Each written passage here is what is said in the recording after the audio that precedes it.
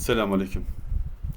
Anladığım kadarıyla buradaki ölçülerin düşüklüğünden inç ölçülerine göre çizilmiş bir parça. Biz yine buradaki ölçülere sadık kalıp çizip ondan sonra milimetreye dönüştürelim. Başlayalım. Şimdi üstten bakıyoruz. Yine üstten bakarken şuradaki şu kısmı köşe radüslerinden dolayı buraya geldim ben. Bunu gelip şuradan orijinden başlatacağız. O epey. Bir bakıyoruz şuradan. Şurası 5. Bir buradan, bir de buradan 7 yapar. Genişlik 7. Bakın nasıl düştü. Şimdi bir de yüksekliğe bakalım. 2,5 artı yine 2 diyor. Niçin dediğimi herhalde tahmin edebiliyorsunuz. Yaklaşalım. Burada köşe radüsüne de sol elimle 1 milimetre, daha doğrusu 1 inç diye tanımlama yapalım. Şimdi delikler boydan boya olduğu için 2,5 1 tamam, sorun çıkartmayacaktır diye düşünüyorum. Bu köşe radüsleri 4 tane nokta 75, bakın 0,75. O zaman buraya biz nokta 75 dersek, çap kısmına sabitlesek, buraya gelip yay merkezlerinden yakala, bu yakalama özelliğini de sabit tut bitirinceye kadar, çıkma yani, yoksa her seferinde çıkacak desek olur mu? Olur. Şimdi isterseniz burayı birkaç şekilde yapabiliriz ama ben normal klasik yöntemle gitmek istiyorum. Burası kaç? Yarıçapı 1,5 olan bir çember.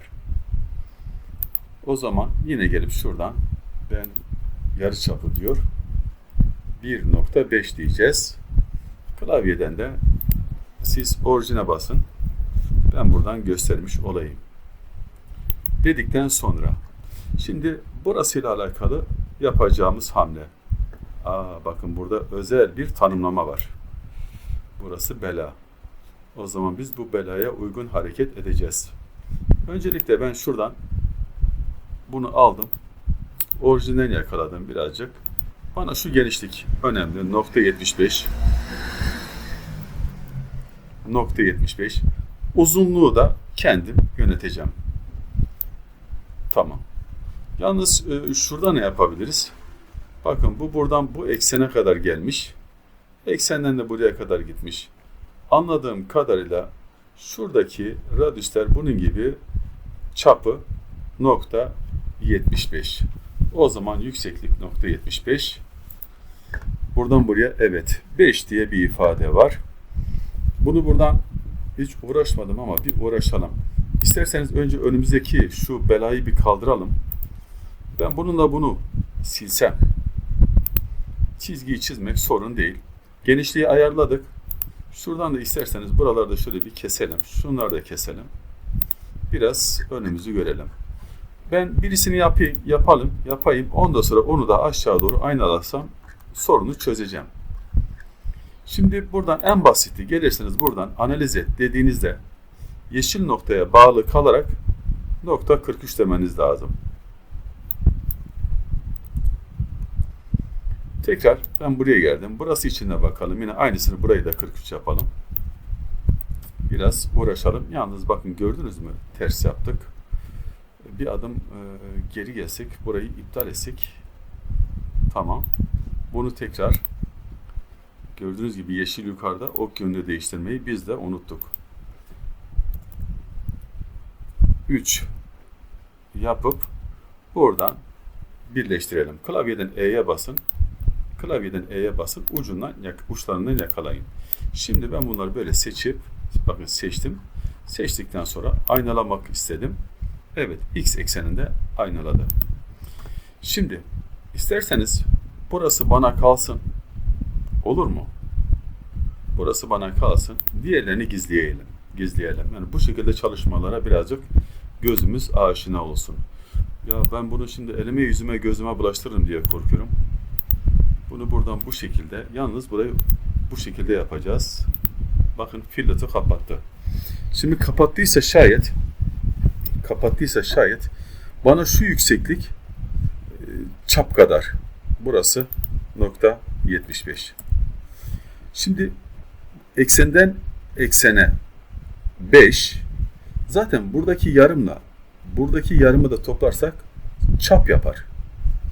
O zaman 5 artı nokta 75 dersem isabetli hareket etmiş olur muyum? Sanki olurum gibi. Ama bu işler sanki de yürümüyor ha. Net olmanız lazım. Başımıza iş almamamız lazım. Şimdi bunları böyle yaptıktan sonra hepsini tekrar seçiyorum. Şurada ölçeklendirmek istiyorum. Şimdi hemen mi ölçeklendireyim? Çünkü burada bir de var, derinlik de var. İsterseniz hepsini birden yapayım. Yoksa 25/4 diyeceğim. Ben şuradan iptal ettim. Tekrar buradan bakıp şunu kalınlaştıracağız. Gelip şuradan alan belirleme üzerinden gidip şu alana tıklıyorum. Tamam. 5 çok büyük bir mesafe. Şu kısım açık kalmış burada. İnce duvar açık kalmış. Buradan gelip ok yönünü değiştireceğiz. Daha doğrusu genelde düzlemi yukarıda yapıyoruz. Buraya da sadece 1 yazacağız.